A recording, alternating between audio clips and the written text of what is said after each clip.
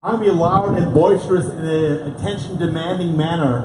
So any kind of private conversation you're having, that's over. Any nap you were having, that's over. And we're going to end this on a high-energy note.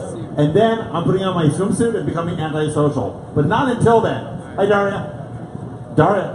Daria in the pool. Nothing. Are you paying attention? Good. Okay, everyone with her, look up here. Okay, cool. Alright, so this is about regulation, a topic that gets everyone's heart beating fast, because everyone in crypto loves regulators and loves law. And everyone in the crypto loves the SEC and loves the FBI. Who doesn't love the SEC? Well, I don't know if I love them. Okay, anyways, so this is not, hi everyone, I'm Gordon, but this is not the Gordon hour, or even the Gordon half hour. We're going to go down the line of these illustrious personages and let them introduce themselves. I heard in the last panel there was almost a fist fight. I think we may reenact that just to keep things interesting, but we'll hold that in reserve. So let's just start and go for it. Hi, it's James from Azzopardi. Very happy to be here. I'm a lawyer in Malta working on regulation. Fantastic.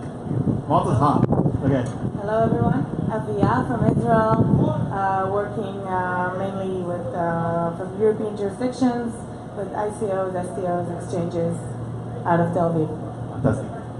I'm Katrina Arden. I'm an attorney based in the United States, so I deal a lot with the regulations and securities tokens in the United States, and I help startups to come to the US market and sell their tokens, whether they sell it as the securities or whether they sell it as utility tokens.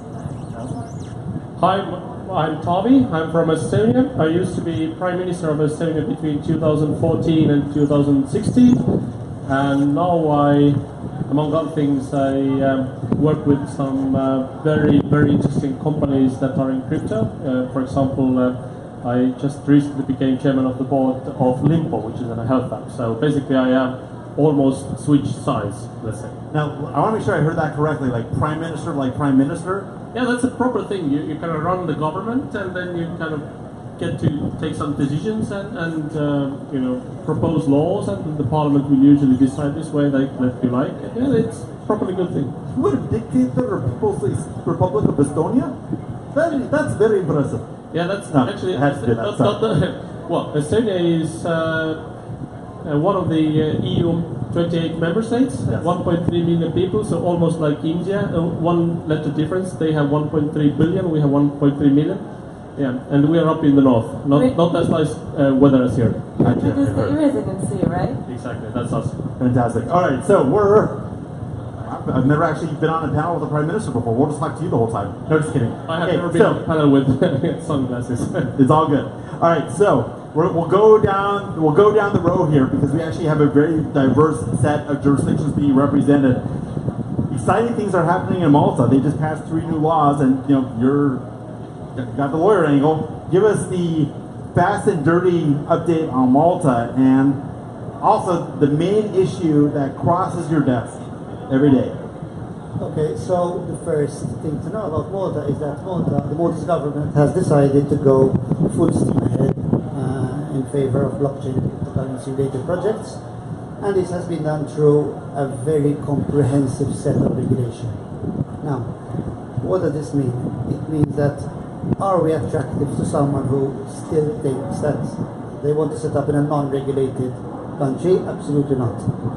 But if you prepare the subject to a very thorough regulatory process, which eventually... Say that again, a very what regulatory process? A very thorough. Okay, got it. Regulatory process, which means that eventually you're adding a certain level of investor protection, then Malta makes sense. Malta has always been a very pro-financial services jurisdiction, a very open jurisdiction, English-speaking, actually make that multilingual. We've got the lowest effective tax rate in the EU, but that is becoming less relevant as time goes by. Today, why would you say it's becoming less relevant? It's becoming less relevant because we're seeing that tax bases across the EU will eventually be equal. Now that won't happen next year. Will it happen in 4 or 5 years? I don't know, but we're eventually getting there. So we've been deliberately moving away from the tax aspect and moving towards becoming a hub for certain industries. We regulated online gaming in 2004, and that was hugely successful.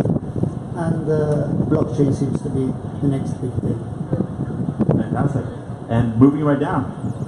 So you're from Israel, but you focus on the EU? Yeah, so I'm from Israel, but because of the fact that the Israeli Securities Authority, so there are like more than 2,000 blockchain startups in Israel, which is crazy compared to the amount of population. But the ISA, the Israeli Securities Authority, is just now working on their crypto regulation. And they published an interim report a few months ago. And basically the approach seems very similar to the Swiss FINMA's approach, where they classify into three main categories: utility, payment, and security. And they are also working on fintech-friendly exceptions from the securities laws. An innovation hub was established in Israel a month ago, but it's not yet, nothing is really settled yet. So yes, I help my clients basically choose the jurisdiction, and because I have a wide vision on an array of jurisdictions, not only in Europe, also Asia, and sometimes offshore, depends on the client, so I really can pick and choose. And you know, I know Malta, I know Estonia, I know some more countries that I'm working with, and yeah, that's. So what's your go-to European jurisdiction in general? Okay, my clients are loving Malta right now, so I have 3 projects in Malta right now. Estonia, it was very popular, but because Estonia is not a good destination right now for security tokens, from what we know, then they're not choosing, they prefer Malta over Estonia in that sense. I think a big problem when it comes to exchanges rather than ICOs is the fact that Maltese and Estonian legislation when it comes to exchanges only applies to that country. It's not passportable throughout Europe, and that challenges clients from seeing this as a really, really viable solution. It's a good solution, but that's a problem. Lay it on us. Well, for the United States, there's nothing really in terms of legislation. There's nothing being proposed or happening. Though interesting things that are happening is that more and more states that they adopt laws where they describe blockchain and you know, they give some sort of a definition, and they also start, I believe Arizona and then some other states, they now accept cryptocurrency for tax payments. So you can pay taxes in crypto in some states, but not on the federal level. In terms of securities, we do have existing law that dates to like 30s and 40s, so it's like, it's a very old law. There's nothing, no changes, nothing is happening, no proposals. Mainly what we see, what comes across my desk mainly is that clients want to sell tokens in the United States and they want to decide which way to go, whether it's securities or whether utilities, and we have to structure a model to make it, I don't know, cohesive across all the jurisdictions because most of them are non-US based. And I think we were just chatting before the panel, your favorite thing is when a client shows up and tells you about they've done or completed a successful token sale, exactly, and now they would like some legal advice. Exactly. And they're like, well, we sold it to the Americans, yeah, and yeah, we actually don't know. This is another thing, like when you ask the clients, have you sold your tokens to the US residents? Oh, we don't know. Why? Well, because, you know, we are based in some sort of a jurisdiction, we didn't have to do a KYC or AML, nothing, which is fact. You know, if you don't sell securities, you don't necessarily have to do that under certain circumstances, but they're clueless. They have no idea whether they actually violated the US law, whether they sold to the US residents, and now they're facing some problems like, okay, what do I do with this crypto? Or can I open a bank account? Or how do I do with all the things? And like, really? Or if I fly to the United States, will I get arrested once I land? Exactly. That happens a lot. So the awesome thing is that when clients come in early ahead of time and they have just an idea, they have at least like a token model down, and they're like, okay, we have an ICO, not tomorrow, not just yesterday, we have it in a couple of months, so we have some time to work on it and make it right. But unfortunately, what we see most in the market is that it's too late a lot of times. Got it. Okay, so a good tip to everyone out there is speak to a lawyer maybe at least 10 minutes before your ICO. We'd appreciate Exactly. it. Now, Prime Minister of Estonia, I'm glad you're wearing sunglasses because I think I would be blinded by your presence otherwise. So, I know Estonia is great. I know it has a very advanced technical infrastructure and legal system. I think it's very advanced when it comes to e-money and banking system. Just, well, bring us up to date. Well, first of all, Estonia is very, very digital country in many ways. That means like most of the signatures being given electronically already since the beginning of the century, and lots of other things. And all the services of government are electronic as well, which is hugely efficient. And we have a crazy theory in Estonia that people actually have better things to do than visit public offices like government or municipal government or so forth. But I'm not certain actually if Estonia would kind of be among the most favorable countries for ICO, for example, and that's in a way a pity. And my point is that I think most governments in the world have not properly thought it through. And when I was actually this is my second time on this blockchain cruise. The first time I was in blockchain cruise Asia, and I cut to the stage and everybody was like, "Oh, this guy is from the government, so he must be an enemy." And my point then, and luckily I was invited back, but my point then was that government should not be the enemy. In some cases, crypto companies actually need a properly positive and forward-looking and enabling government to make sure that when you do your business, when you kind of start it at some jurisdiction, the regulations stay the same in 6 months as well. Otherwise, you will be in deep problem. So that's very, very important. And I get an understanding, having been working with many crypto companies as a consultant. I have seen that most companies are actually struggling to find the best legislation. They don't want to do anything shady. They don't want to do anything kind of super complicated. They want to make sure that they won't be in prison in 6 months' time. They want to do everything by the book, but the book, of course, needs to be favorable. It cannot be like IPO kind of book, which is very, very difficult. Right. I mean, I personally made the point before that no regulation is okay when you're early, but when the regulators wake up, you're going to have a problem. Regulation banning things is, of course, not good at all. But the best regulation in the world is when they give you a license. Like the government explicitly says, yes, go ahead, you can do this, and here's your paper and here's your stamp. That's beautiful because then you can show it to the Goldman Sachs of the world and the other investors that go, look, you know, legal risk is reduced. I have I'm from the government, I'm here to help.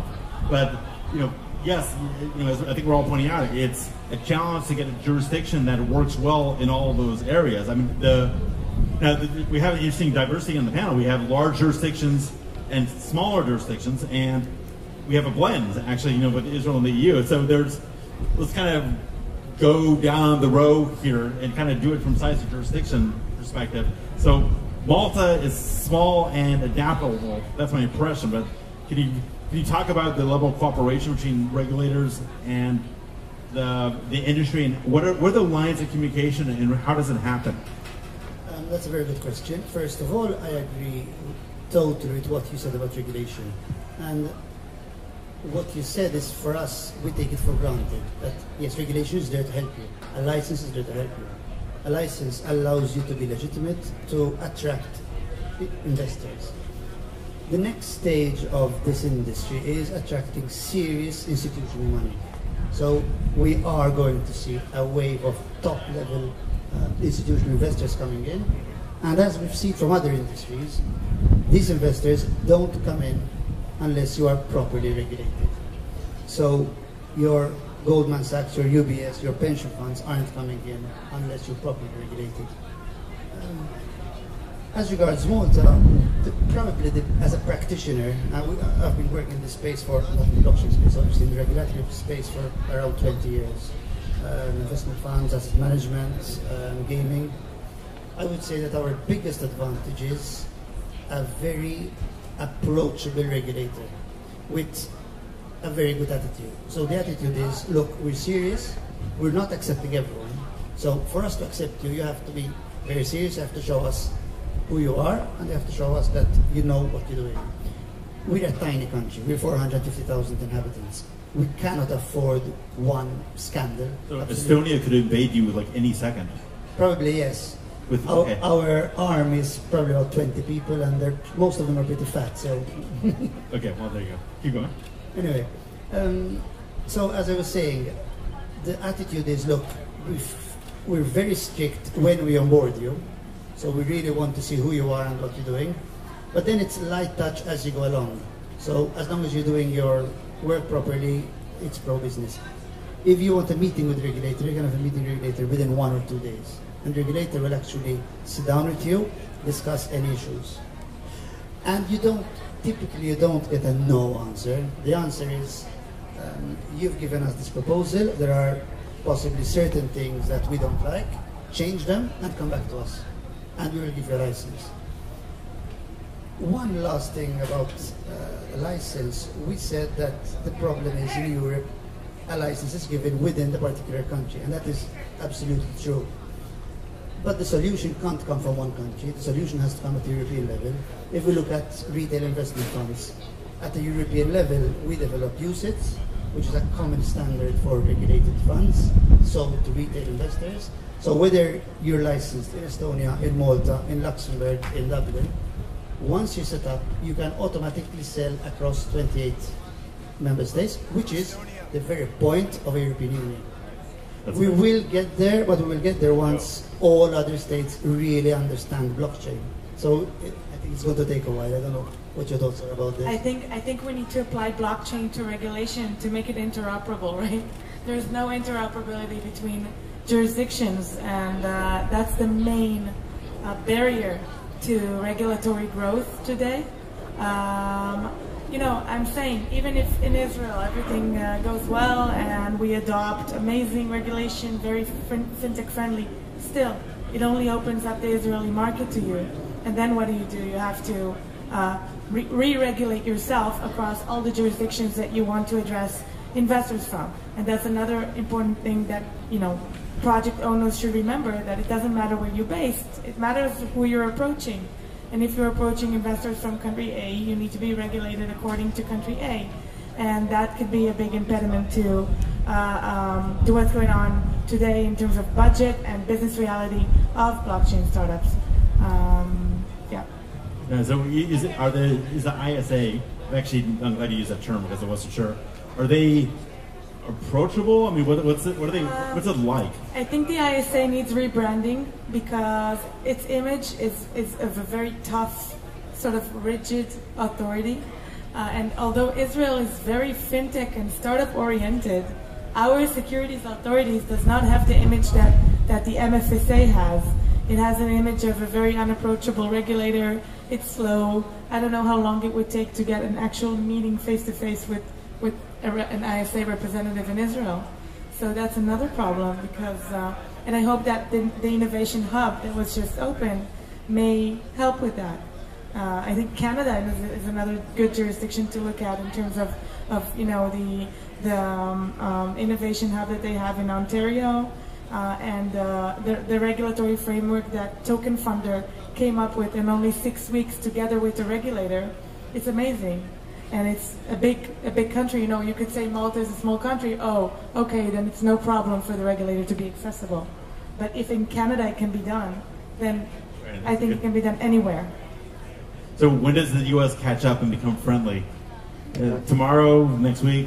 I don't think it's going to be friendly, but what we see, and I'm sure you see it in your practice as well, the SEC right now conducting a lot of investigations, but they really didn't do anything bad to those startups yet who were negligently violated or violated the US law without knowledge.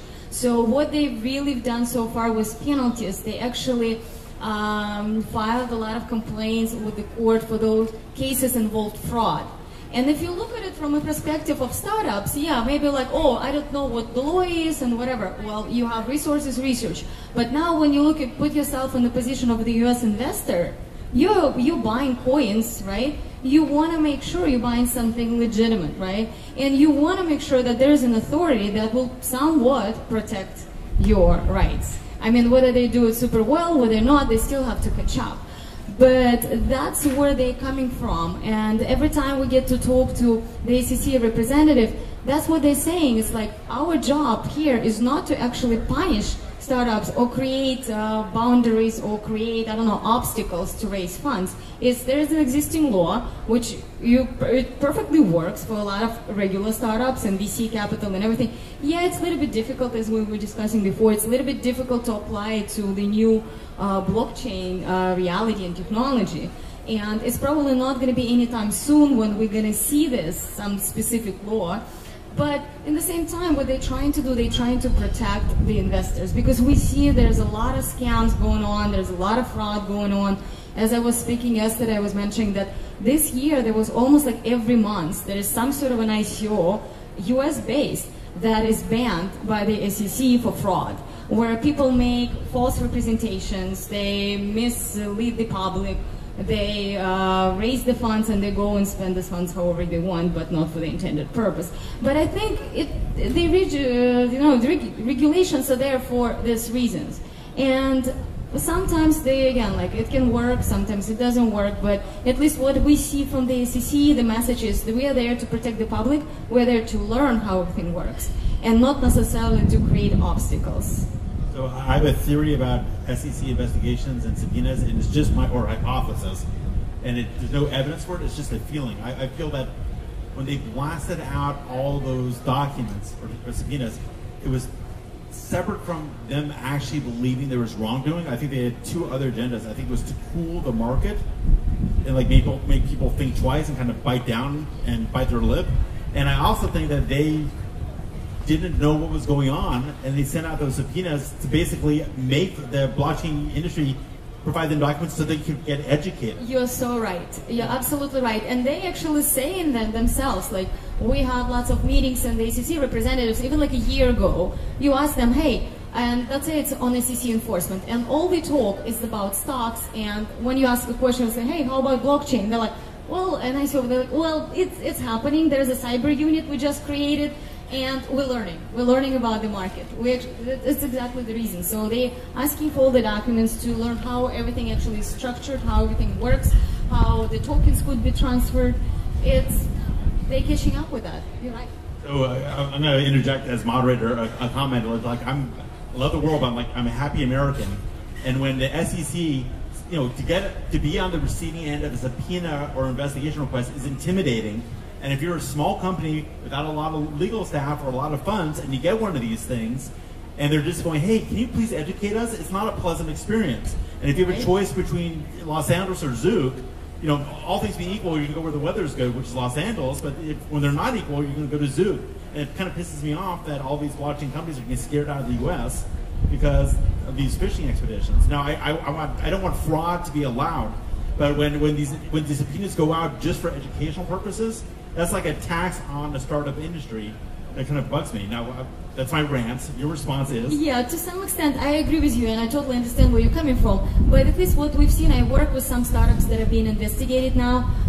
As long as you cooperate, they're pretty okay. They'll ask you questions. They're genuine. They're trying to learn. They're not trying to punish you for something that they don't necessarily know well. They don't come to you and say, well, you violated the law. They basically sending you a subpoena saying something, okay, provide us the documents, we want to research you, we want to see what is you talking about. And they so far, I haven't seen any case where they were really, really like right on, unless there was a fraud involved. Okay, so Estonia, are you approachable? Were you as approachable as Prime Minister? Very. You can just try it out. You can connect in LinkedIn and see if I respond. So you can. It's a promise. Anyone who wants, you can easily approach. But I don't think this is the kind of only thing. I think in addition to being approachable, you need to make sure that the conditions you create are actually in favor of doing business. And 20 years ago, people were talking about .com bubble, and we're talking about e-commerce of being something very rocket sciencey or very kind of futuristic. Today, Amazon is the biggest company in the world. I think it's actually there that big investors like institutionals, like proper family funds who have tons of money, they have actually understood that blockchain is there to stay. Blockchain is enabling a lot of things. It's not just cryptocurrencies, it's also a technology to keep your data safe. It's so many use cases. And I think that the understanding kind of change has come. And now what is needed, as was pointed out by the panelists here, is that if let's say big institutional like Goldman Sachs, Morgan Stanley, whoever, is about to have some exposure to this sector, they need some certainty that it's not disappearing very, very fast. They need to understand the sector, and they need to have some sort of certainty. And that's where I think not only governments but also companies like PricewaterhouseCoopers or others come in to have this kind of verification. And it could even be a private thing, like there are blockchain centers that are community centers, NGOs around the world. I work with one in Lithuania, there's one in Sydney, there's several in Asia. Even those communities can actually be the verifiers to tell that, okay, these projects are good, and you can invest in them. And it's never like, it's safe to invest, because startup in essence is a risky thing. It can't be a guarantee that the startup is a unicorn in 3 years, but you can give the certainty that the team is actually there, and they are kind of meeting the basic standards. Makes sense. So let me ask you, it's not necessarily this is to the whole group, it's not strictly a regulatory question, but are you seeing the ICO market or the amount of incoming inquiries falls to even rise? And also, are the characteristics of the inquiries changing, like the nature of the inquiries? So let's go down the panel. So what's your volume of ICO discussions, and what have those discussions evolved from a year ago or 2 years ago? Okay, it started out with, we started out with getting a lot of requests from what I would describe as dreamers, which may not always be a bad thing, but we got to the stage, we had got to this originally with internet, beginning of the internet obviously, with the .com, and then with gaming, you get a large number of small startups, probably 90% of which or more fail. And they fail usually because they haven't been well thought through. So we are actually a second filter, but this is personal. As a firm, we don't really accept clients directly. So we recommended clients by banks, advisors, other firms. So that's one filter. They come to us, we meet them, we spend time on understanding the project, and we see whether the project makes sense. And wait, I got a personal question, because maybe I'll implement this. So I like the idea of only getting by referral. So when someone who's not a referral reaches out to you, you send them a form letter saying yet, or how do you respond? We don't really get that because of our, but this is a personal firm. I'm here to speak about Malta, not about my personal firm, but once you're asking, as a firm, we don't advertise, we don't put ourselves out there, we're not virtually, not online, so we get, and we've always worked that way, and it's worked very well for us. But now you're famous because you're speaking in front of this huge audience on the crypto group. Yes, exactly. Now the story's out. If I don't get 8,000 inquiries from this 20,000 here, at least, I'll be very disappointed. I think the lifeguard is going to. There you go. And look, the lifeguard's into it. Sorry, are you into it? Okay, never mind. So keep going. Anyway, what's evolving now is that we're getting larger companies, more serious ICO inquiries, possibly very recently, less ICOs and more exchanges. Okay. And is it? I don't know if that's reflected. Let me augment my question a little bit. Just because it was a good answer. I think the first ICOs are kind of ICO 1.0, which is new ventures tokenizing, and I've heard ICO 2.0 referring to existing businesses now tokenizing, and I think you're alluding to that somewhat when you say that, you said exchanges, but what I thought you were about to say was existing companies going for tokenization. Absolutely, which they're not actually startups. They're startups in the ICO space, but not startups from a business point of view. Fantastic. From what I see, well, last year was really more about the no utility token, and now I'm just seeing a lot of tokens, and also a lot of diversifications that security tokens they're getting more and more interesting in their characteristics. It's not only we give out dividends.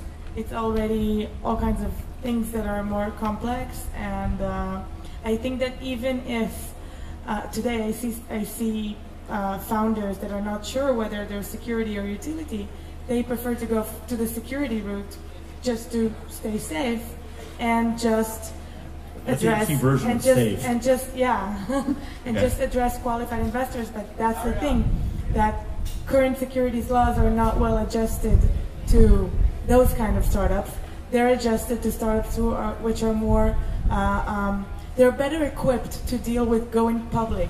Now these startups, the blockchain startups, usually they're not well equipped to go public, and that's why they're forced into privately placing their security tokens, and that's a shame, because the market is getting institutionalized because of the securities laws limitations.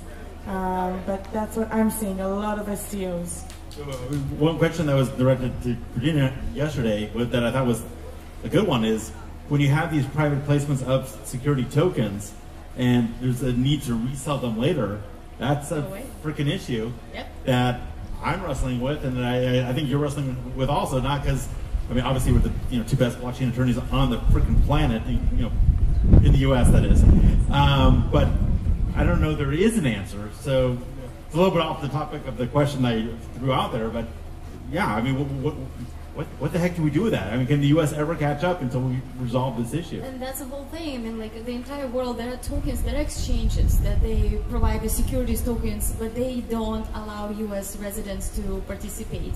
They don't allow them to register. So there is no exchange. Of what I know when I talk to Gordon, it's the same thing. It's like, maybe you can correct me, but I don't know of any exchange that is licensed in the United States to trade securities. So, and then the U.S. residents could actually sign up and, have an account with this exchange.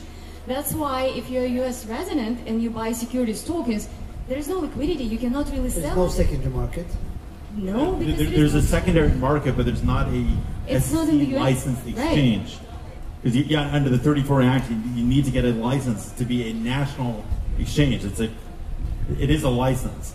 So there's secondary markets, there's attempts at distributed exchanges, but it's not good. I mean, it's not, the liquidity is not there, it's not regulated, and it's not, That's why there's no short-term solution for success. From one standpoint, you want to go securities route when you're actually offering profit, or you're offering some sort of speculative profit, right? So like, buy our tokens, you'll sell it on the exchange, you'll get some profit, right? A month from now. That's fine. It's exactly securities, right? But if you do that, there is no way you can actually sell it and get the profit from a speculative standpoint, because there's no mechanism. But what actually, going back to like what we were talking and the question you asked, it's actually, what's important here is that we see a lot of like real sectors of the economy. And like last year, 2 years ago, first ICOs, they were about blockchain as the technology, like different platforms, something that existed online, right? Now we have so many like real estate, car companies, oil and gas companies. They are raising capital to create different like infrastructure, and they want to do it through blockchain. A lot of them actually, they don't even apply blockchain technology to their project. And that's why you're like, why do you need an ICO? They see it as an alternative way of raising funds outside of like a traditional venture capital. But at the same time, like you see more and more of those projects you do in the ICOs, but they have no blockchain anywhere as part of their project at all. It's like, okay, let's say we're building a hotel. Here you go, we want to raise capital, we're going to build a hotel, we're going to provide, token holders with some sort of a profit from operations, right? And my question is like, what is this blockchain? What is this blockchain? Does that even make sense? Do we have to actually put blockchain? That's a very good point. That's a very, very you have the ICOs that are just opportunistic and using this as a fundraising vehicle, and the smaller number, I think the smaller percentage of ICOs today are the ones that actually need a token. It's becoming more and more scarce. Estonia? Yeah, well, I think we have not nearly touched the potential of tokens. we have not nearly touched the potential of ICOs. I think you made a very good point that there are so many fields of business where you can collect capital through an ICO, and you don't need to, collect 30 million like most guys who come together and write a white paper and they ask for 30 million. You could actually do it for, I don't know, 300,000 in some cases, and that needs to be kind of built differently. I mean, it will go to masses. I'm quite sure. I think that in essence you don't need to be a blockchain company. Blockchain is simply there to keep track of the record and to keep track who's the owner of the company or who has some rights to the company, however we describe it legally, whatever we kind of name them, security tokens, utility tokens, whatever. I think there is so much potential, and even if we start thinking about it, most smart people who start companies don't live in Silicon Valley or London. Most smart people who start companies don't know Tim Draper or Steve Jurvetson or Richard Branson. So they actually have a very good vehicle in their hands in the format of ICO. It's very democratic. It's helping smart people from different countries a lot. If we start thinking about how little it is used today, I believe there is 100x or 1000x possibility to grow. And it doesn't need to be, the company itself, in my opinion, doesn't need to work with blockchain. Blockchain is there to keep record of who has rights to the company. I mean, it's true. I mean, in terms of actual real-life use, blockchain's barely used, if it's used at all, yet. There's Bitcoin. I mean, in terms of like actual products out there that everyone uses every day, it's nothing. So if it is going to be successful, it's 1/100th of 1% of what it's going to be. Right? If you invest in some company, the most stupid way in 2018 to keep track of what you own is to keep it on paper. I owe one part of one company in Malta, one part of one company in USA, and one in Israel. And I have something to prove that on paper. Come on, this is 2018. So it would be much more liquid, it would be much more flexible, much more logical to keep the track of my ownership or my rights to the company in blockchain. And it's doing this the 21st century way. Now, what we need to achieve is, of course, much more people actually understanding and using crypto. Today, I think the user experience is still a bit too techy. Most people here are probably still remember how it was to use MS-DOS. You needed to be a computer geek to actually get from one folder to another, like change directory, you had to write some code to that. How ridiculous is that? Now we have all. I actually think you're dating yourself a little bit. The problem is you're dating me also, because I'm not sure everyone in the audience. Yeah, well, okay. Okay, yeah. Well, I think most of us are here not necessarily old enough, but they at least know computer. You've heard rumors history. about exactly. Okay. But anyways, now you have computing device that is called smartphone, and everyone can use it. My son is right here on this cruise. He's not even 2 years old yet, and he can easily find YouTube on my smartphone. So that means that if we can create the crypto using experience more similar to smartphone and not entering the address when every time I send Bitcoin or any other cryptocurrency from one place to another, I'm kind of very close to a heart attack because always I think that I missed one letter or like something went wrong and then it goes to wrong address and it's gone forever. I think it can be done a bit more better. I also think that a separation needs to be made, and we also need to remember the legal aspect of things that are not related to cryptocurrency, things that are being built on the blockchain that are not related to cryptocurrency, and you have totally different legal issues there as well. You have the European GDPR now that is completely incompatible with blockchain, and I think it became irrelevant from the day it came into force. Because, GDPR? Yes, because of blockchain. because it's completely, it's very hard to apply it to blockchain ventures without using mechanisms like off-chain and hashing, which are just, it's not comfortable, it's not convenient, yes. And even if you're not even related to crypto, even if you're taking your oil company and, I don't know, doing, turning it into a blockchain-based facility, you need to remember that you still have issues there that are not necessarily, related to the use or regulation of crypto. And I think that if this separation would be made even in the legal level in a better way, it would actually accelerate the growth of the whole industry. Because what people think about cryptocurrency and the way they view cryptocurrency sometimes hurts blockchain.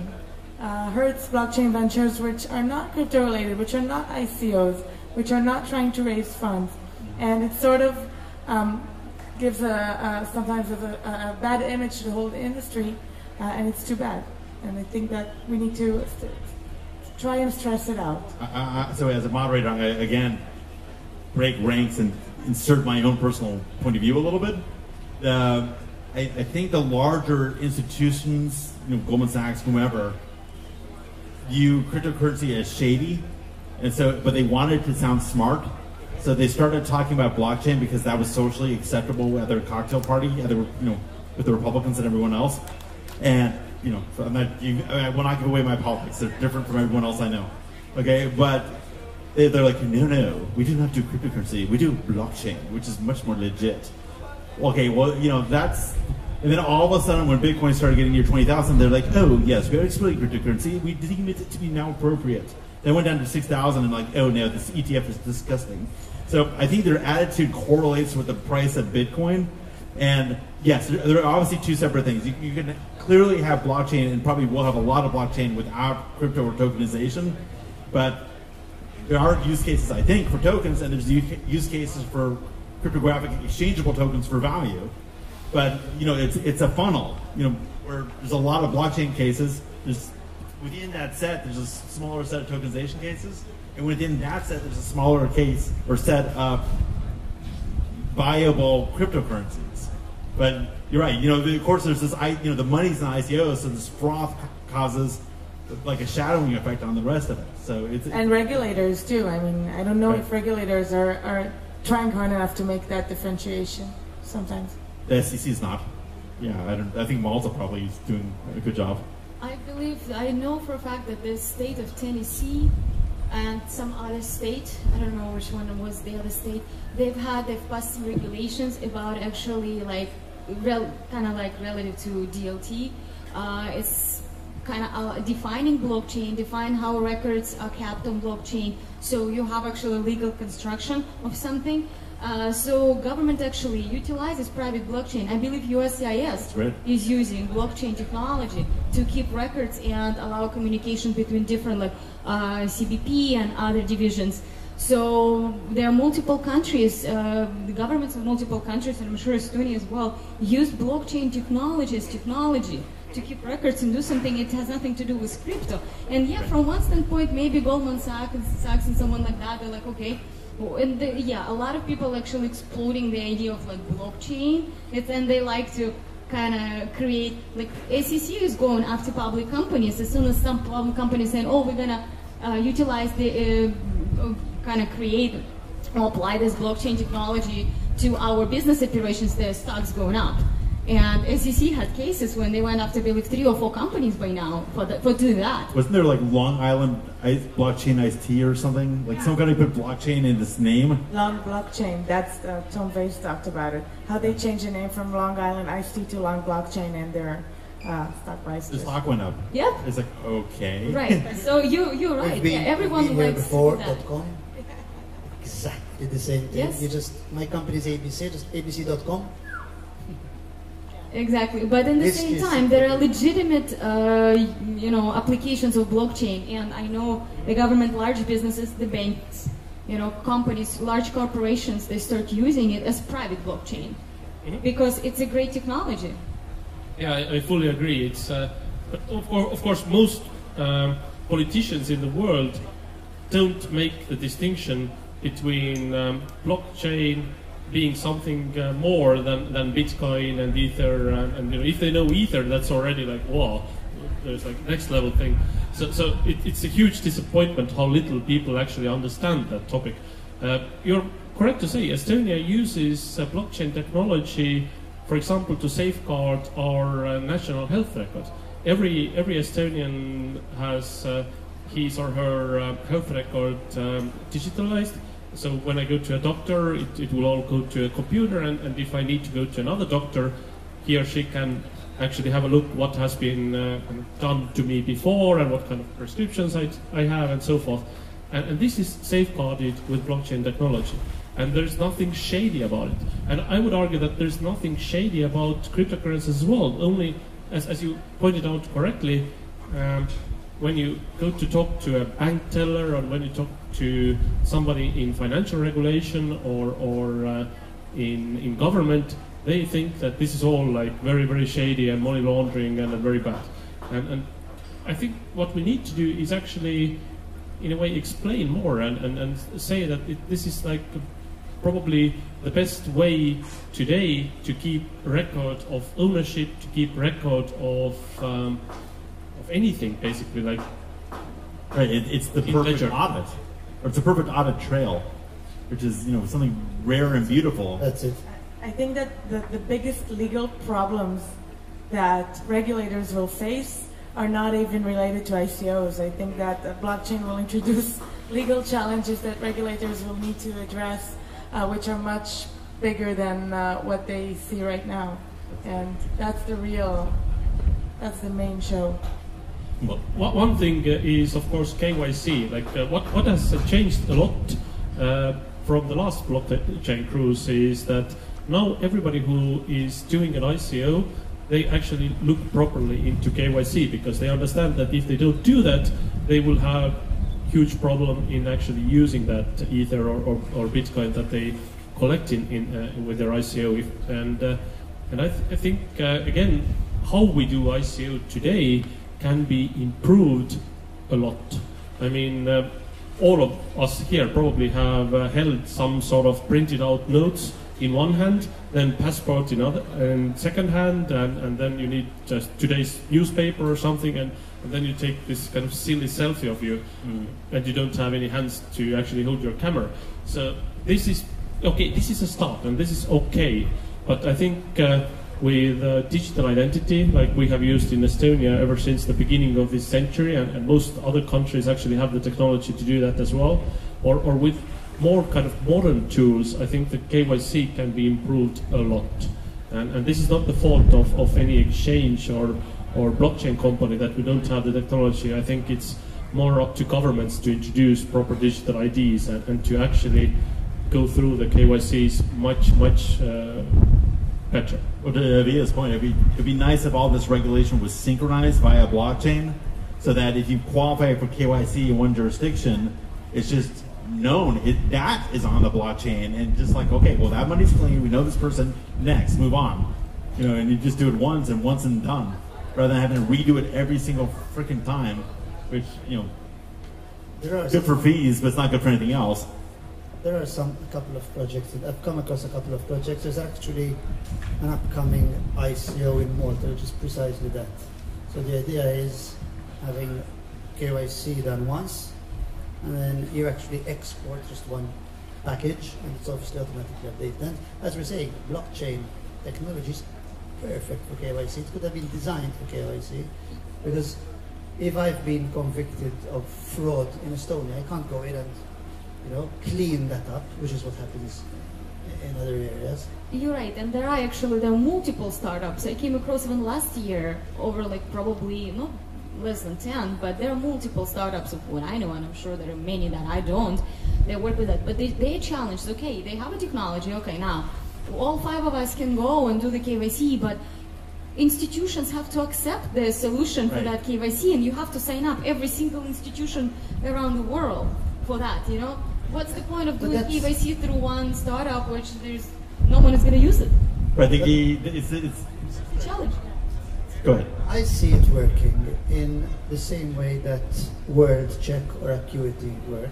So you do have a centralized, it could be a private company, WorldCheck's a private company, but globally, if I'm working, I mean, we do a lot of work in the citizenship and residence scheme, and you just run the person through WorldCheck, and you don't actually need every entity to agree to the same company. But you can do that. In a way, you can do it because what we have done in Estonia with this digital ID is precisely that.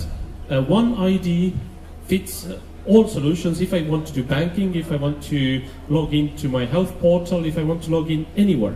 And this is fully recognized by the government, and it is fully legal everywhere in EU. So basically, if I send a document signed digitally to you, and if you can open it, that's fully legal and fully compliant. Correct, but was it a government initiative? Yeah. That's the point. Yeah. That's the point. In your case, it was one forward-looking government thinking, let's go down this route. But what you're saying is, are we going to see global acceptance of a single system? I believe we are. Actually, we have the standard is there already in EU level. It's simply not used. And if if I go to tell about this digital ID and digital signature, people say, oh, it's not safe and it's tricky. And I'm always saying that signing something with a pen is ridiculously unsafe. Who has ever seen my handwritten signature? Is there anyone in this boat who has seen? None of you. And if you get a letter from me, let's say we call it a contract, and you get the letter from me and it has my name underneath it and something is scribbled there that might remind my name or might not, you just kind of take it for granted that it must come from me. How ridiculous is that? What could go wrong, right? And my argument is that if I can scribble it, you could do it, you could do it, and if I get, this is the least secure way you of can fake a paper notarization easily. Exactly, and then also showing your passport should not be the only way of identifying you in the 21st century, because it's like economy with cash only, because you have to go somewhere and identify yourself physically. Come on, we have better ways of doing that. I think there's I think we have some guy banging on the hammer behind us because he maybe sort of oblivious. Leapt on him. Okay, anyway.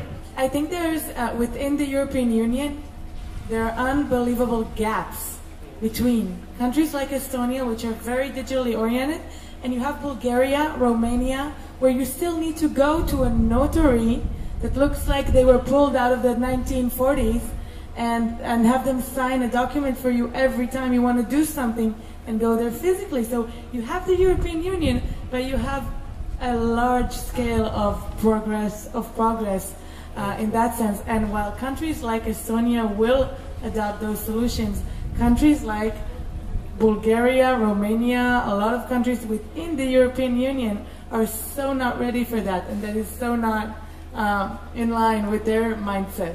So that's the problem. I want to point something out. When you put 5 international lawyers on the stage, you get a half-an-hour session that stretches, I don't know how long. Where did the time What time is it anyway? I don't know, but it feels like it's more than half an hour. Yeah. Maybe by, I don't know. I think the hammer was our cue, Yeah, right? the hammer was like the big thing. 4:05. So. But there's more people in the audience than when we started, so that must be a good thing. How are you guys? Are you still awake? Yeah?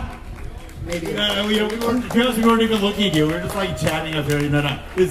We really appreciate you. You're all troopers, hardcore individuals. Woo! Yeah, I like that. You know what? I am going to indulge on their generosity and grace, and yours also. And we're going to take 3 questions to the audience, and just think our cumulative hourly rate is at least a few $1,000s/euros. So this is open to lifeguard as well, sir. Okay. Or Bitcoin. No, he's laughing. Okay, cool. So, yes. Now you're gonna. Yeah, I'm coming. Okay, there you go.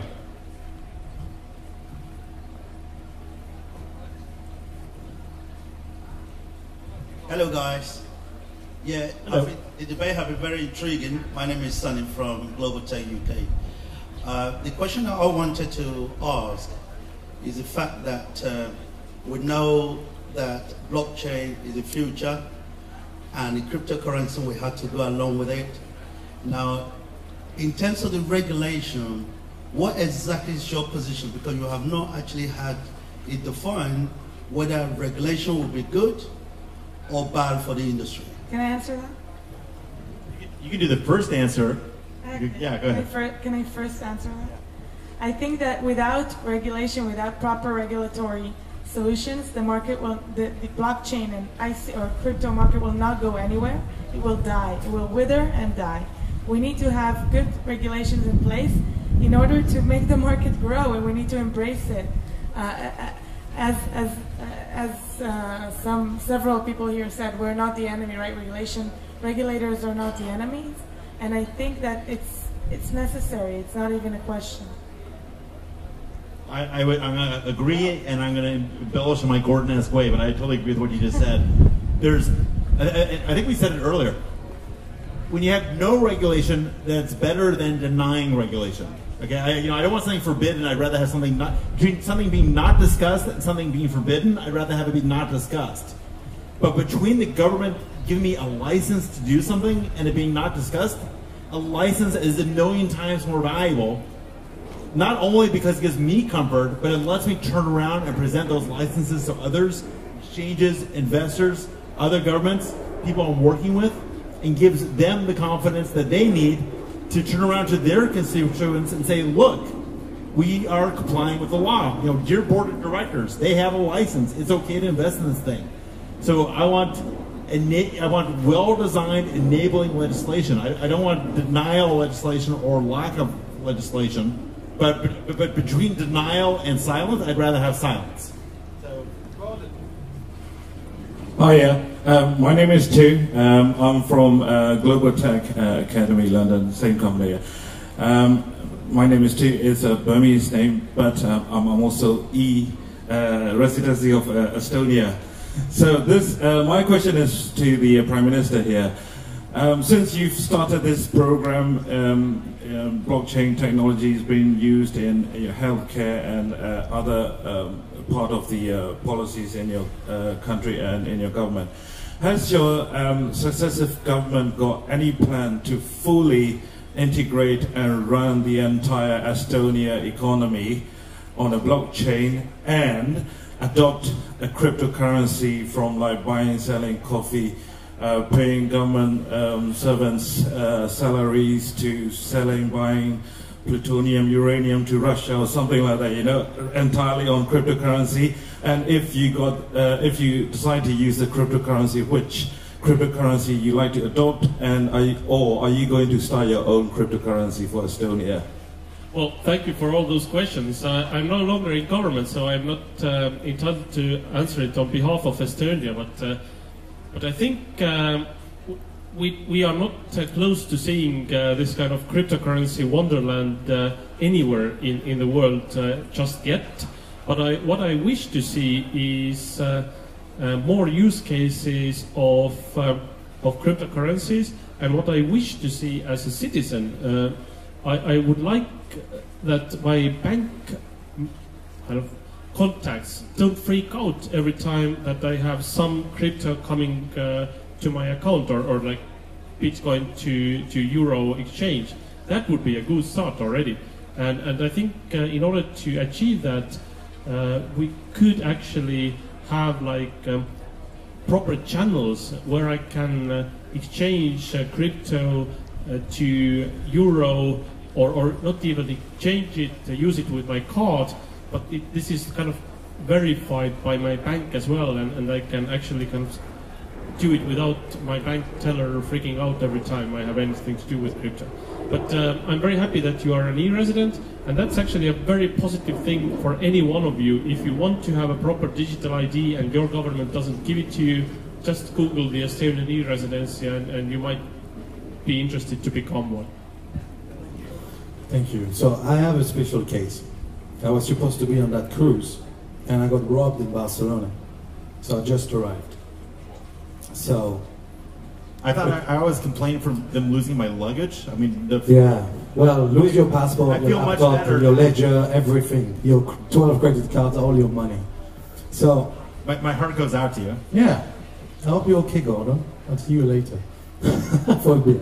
But the point is, what is required tomorrow to get this digital identity in place to avoid this kind of jokes? Because I had to wait the whole weekend, get paperwork organized, go to the consulate this morning, 7 o'clock, book a flight and arrive here just for 1 hour to say hello and ask a question. If I may take the first answer, I think it's in a way silly that the best way of identifying you in the 21st century is showing something that is printed on paper. And if you lose it, you're in trouble, as you just explained. In Estonia, already a few years ago, we made it legal that you don't need to carry any document, you don't need to carry your driver's license. It's enough that you tell your name to the police officer if you're stopped or if it needs to be checked, and they will go to their online database, they will check your name, they will have your picture, and if you have the license to drive, you don't need a paper or plastic thing to ID you. And hopefully one day we have this kind of thing in place everywhere in Europe, or for that matter globally. Of course, the biggest problem of us not having that is that there is always the argument of what if we have such a huge database, whether it can be misused in a way. And the Big Brother thing definitely comes to the question. So I think it can be done and it can be designed properly. And for example, if you are afraid of Big Brother, you can check yourself like every day who has looked at your data. And if you see a misuse, you can complain or press charges. That would help you in the future, not needing to carry your passport with you. I mean, it's really silly that the best way of identifying ourselves is showing something physical. When do you think it's going to be ready? 2 years, 5? It depends on the governments of different countries. It's there already. The technology has been there ever since the beginning of the century. Does anyone else on the panel want to address? Besides for saying welcome and we're glad you made it.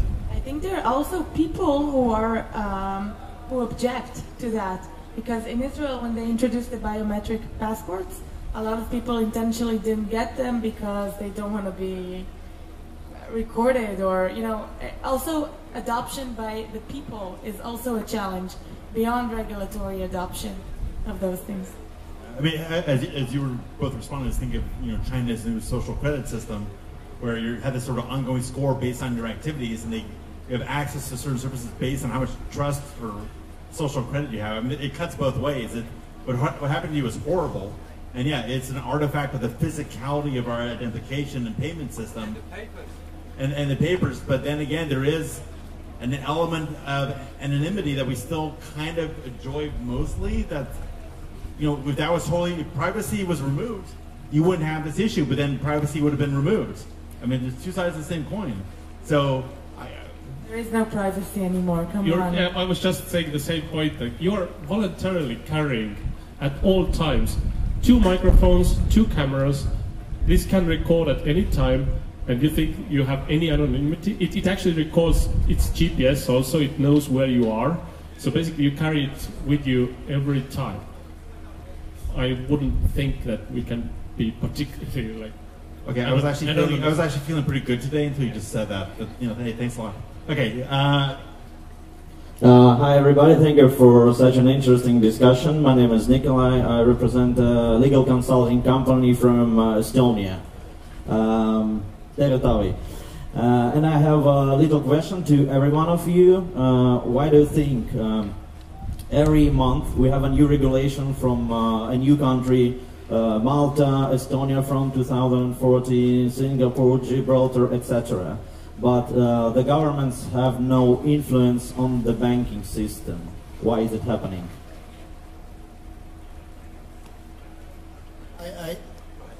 Can you explain further? Governments have no influence on the banking. The banks do not accept the crypto business. They just close their eyes and make the sign nothing is happening. That's a very good point. First of all, banks are That's a reality. Banks are private entities, unless they're obviously state-owned, and contrary to what many, let's say, non-lawyers sometimes assume, you do not have a right to a bank account. So if I'm a bank and you apply for a bank account, you sort of assume or tend to assume that you have the right to a bank account and the bank can accept you or not as a client.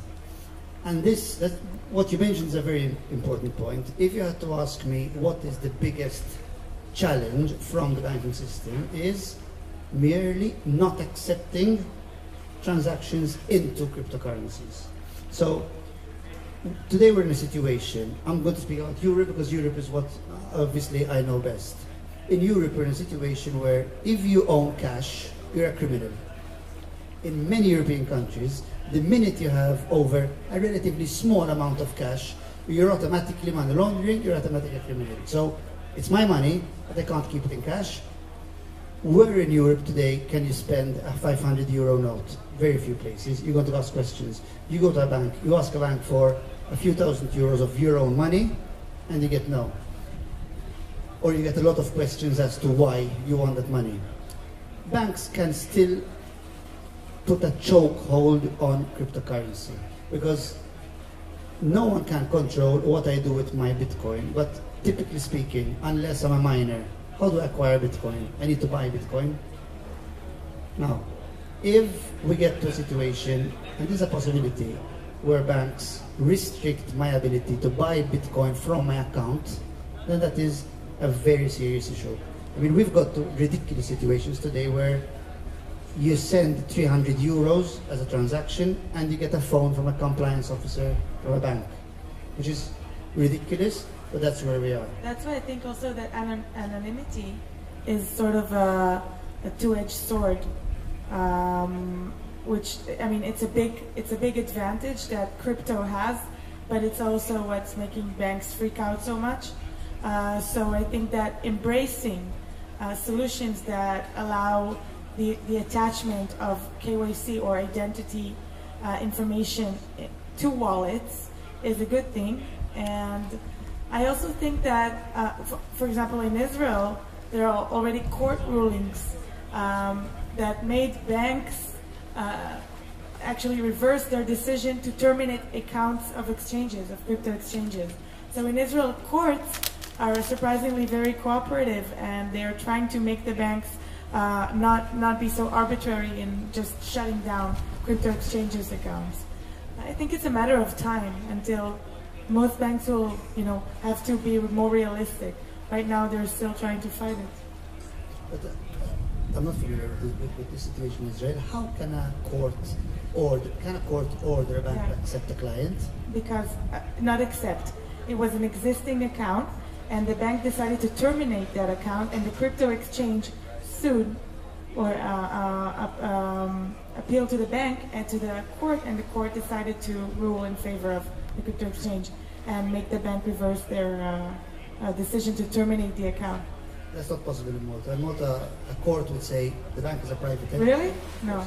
The bank is a private entity, and if a bank decides to terminate, banks are doing that all the time. If they don't like something about your business, you just receive a letter and terminate. No reason, nothing behind it. They'll just say, for example... Yeah, that's why the crypto exchange went to court. Yes, but in Malta, you would not get any redress from courts. HSBC do this all the time in Malta. They say, listen, we don't like gaming. You're gaming, you might have the best gaming company in the world. Bye. So I want to throw this out here because I saw, I wasn't in New York when 9/11 happened, but I was awake and aware and watching TV with a lot of people when it happened. I saw the first plane crash into the skyscraper, and I was looking at my friends and like, well, that's, they're saying it's a terrible accident. I said, no, this is intentional. And the second one plowed in, and then it was clear it was intentional action. And so I don't think we should fool ourselves. I mean, crypto can be used for terrorist financing, for money laundering, to evade taxes. It has all those dark sides along with its positive elements. Now, I switched careers back into law because I'm so enthusiastic about blockchain and crypto, but it does facilitate those things in the same way that cash can facilitate those things. I mean, you need money to do bad things. You need money to do good things, you need money to do bad things. And at least in the United States, we had the Patriot Act that came out after 9/11, and you need the banks, are co-responsible for monitoring, for knowing their clients. And if they don't do the due diligence and they don't take action, they can be held liable for certain oversights. And so it's part of their job to de-risk certain accounts. Now, are they using that as a false pretext in some cases to close down things that I don't think they should close down? Absolutely. I mean, they're being like passive aggressive little B words, I won't say it here, to fight crypto, but they, I think our job as regulation, like I want regulation to enable crypto. I don't want regulation to crunch down on crypto, but I want crypto to become appropriate regulation friendly. And I don't want drugs being, money being made for selling drugs to kids and then going to pay for hits on people and then financing terrorism. So we do need a legal system and a banking system that controls those flows. And as anarchist and fun as it sounds not to have that, when these people start dying, it's a thing. So the banks have a responsibility now.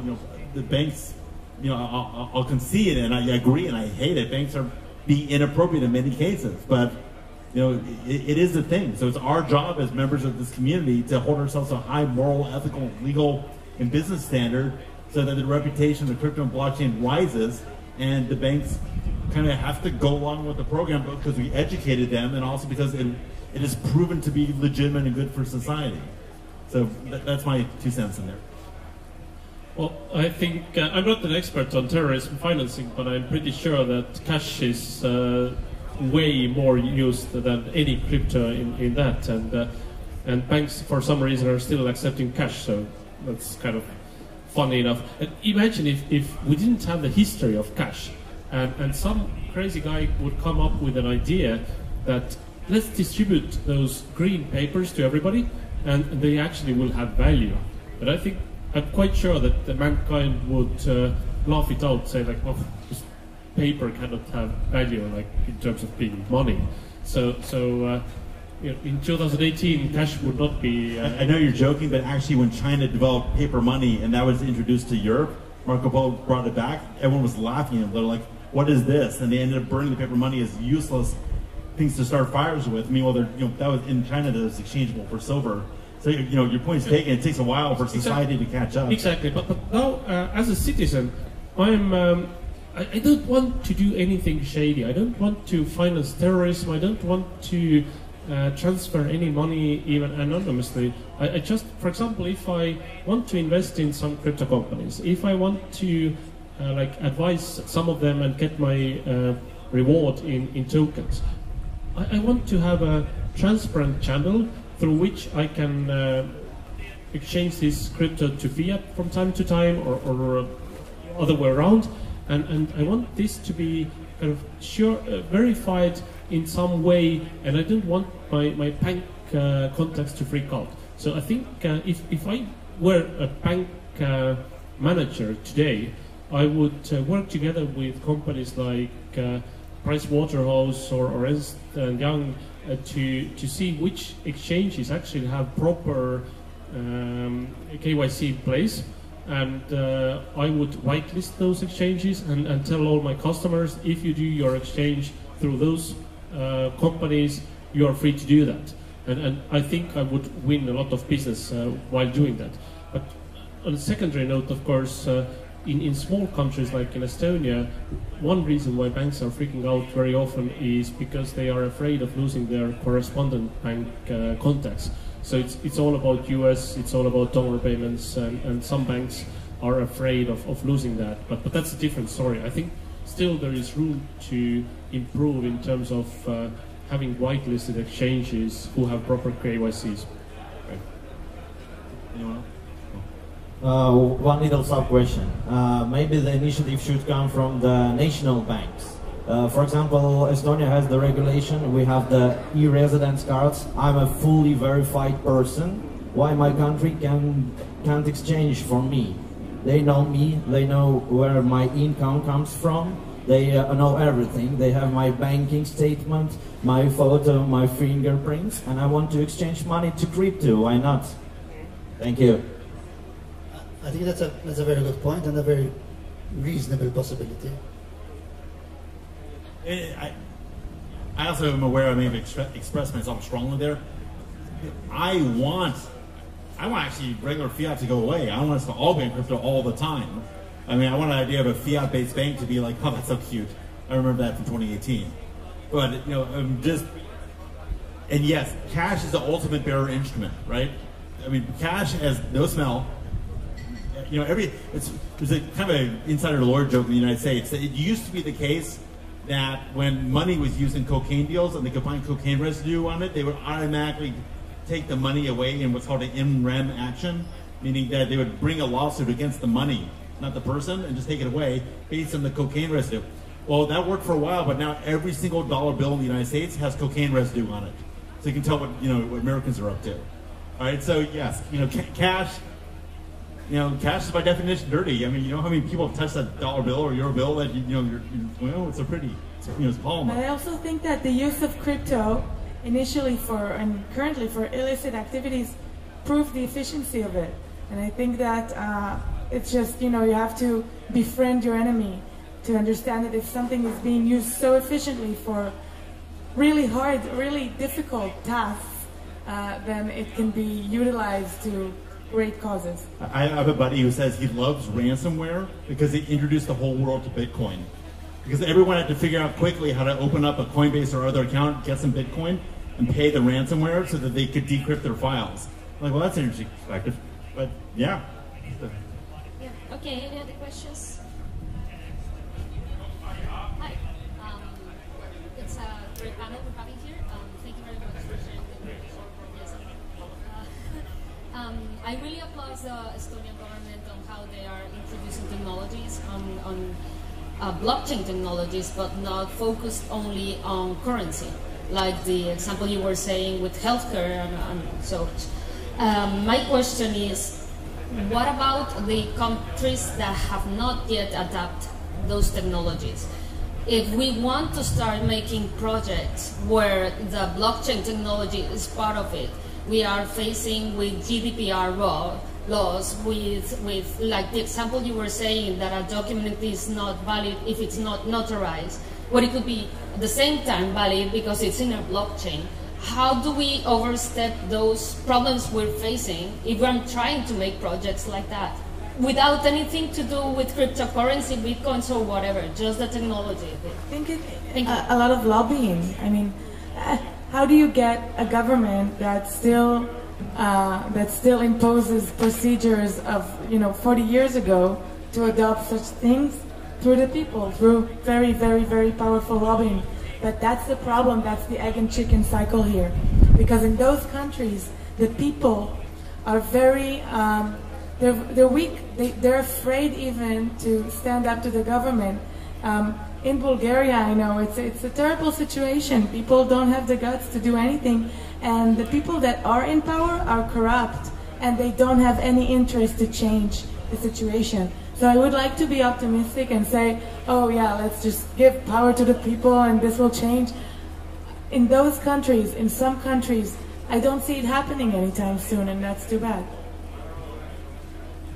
I will say, I do have a lot of connections with Ukraine, and it's interesting to watch the younger generation try to do an end run around the government using blockchain and crypto.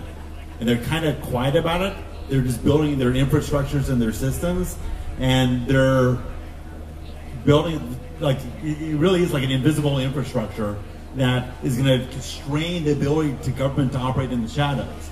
And I think Ukraine's gone through a long evolution of trying to pull itself out of the post-Soviet muck, and there's every generation is a little bit different. This one now, the younger one, they're very aware of the difficulties of working through an entrenched government, and the amount of collaboration and creativity I see all through the country. It's, everyone's always talking about the East-West divide.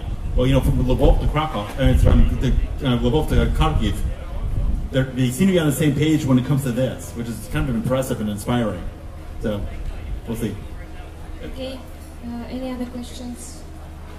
No? Do you have something to add in general? No? I think we all really appreciate everyone for sticking this out and being engaged. This is a pleasant surprise. So thank you, everyone. And my panelists here, you guys did a great job. It was very informative. We got a really nice international perspective, and you guys have great intellects and good points, and thank you. Thank So, you. yeah. Thank you all.